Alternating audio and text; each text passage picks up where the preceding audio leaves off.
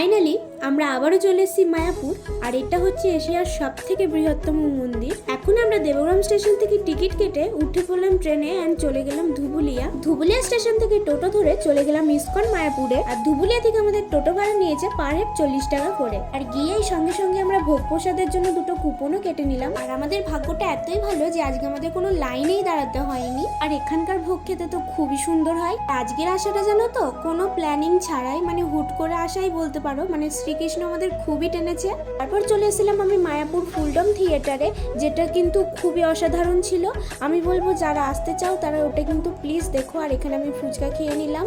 আমার বাড়ির কাছ থেকে কিন্তু মায়াপুর খুব একটা দূর নয়, কাছেই বলতে পারো। তাই মাঝে সাঝেই চলে আসি মায়াপুরে মন ভালো করতে।